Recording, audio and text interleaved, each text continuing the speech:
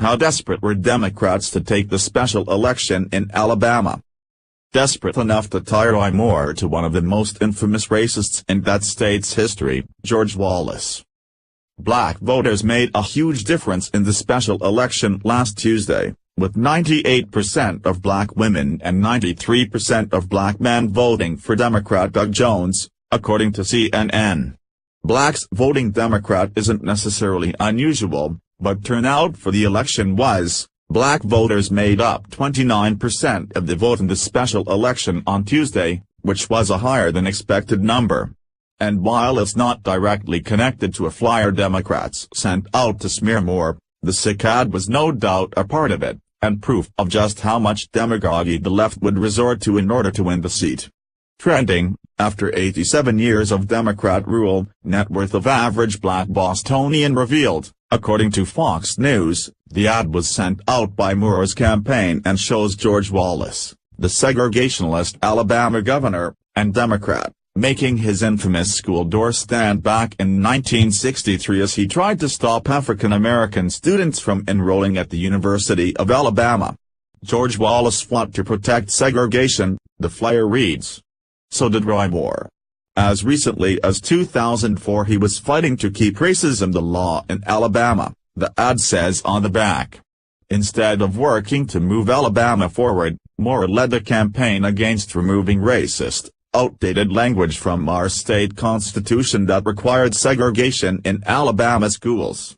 The issue at hand was 2004's Amendment 2, which would have taken segregationist language out of the document. However, Moore argued that other parts of the bill would have increased the financial burden on Alabamans. He argued that the real motivation behind the amendment, which narrowly failed, was to increase funding for public schools, and therefore increase taxes, according to an October 2004 Birmingham news story, AL.com reported.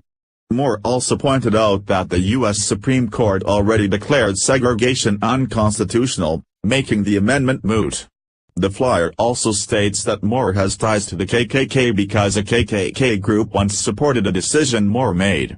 Related, while liberals cheered about Alabama, Trump took them by surprise in the Senate. It also states that Moore accepted a donation from a neo-Nazi group. The donation, made back in 2005, was made by one of the multifarious front groups, in this case, innocuously named Foundation to Defend the First Amendment, of a Demandedouia vet who once said he would have rather fought for Germany. Something tells me that if the name had rung a bell with Moore's people, the donation would have been swiftly returned. At the time, Moore's people tried to counter the smears as best they could. Lying Doug Jones is at it again. This is just another attempt to manipulate African American voters with lies while covering for his own horrible track record of defending an extremist with KKK ties, Moore's spokeswoman told Fox News. The male piece speaks for itself, Jones spokesman Sebastian Kitchen responded. Yes. Yes, it certainly does. It says that Alabamans have now elected a Democrat demagogue who was willing to say anything to scare Alabamans in order to get into office. You know, just like George Wallace. Please like and share on Facebook and Twitter if you think this is yet another low for the Democrats. What are your thoughts on the Alabama special election? Scroll down to comment below.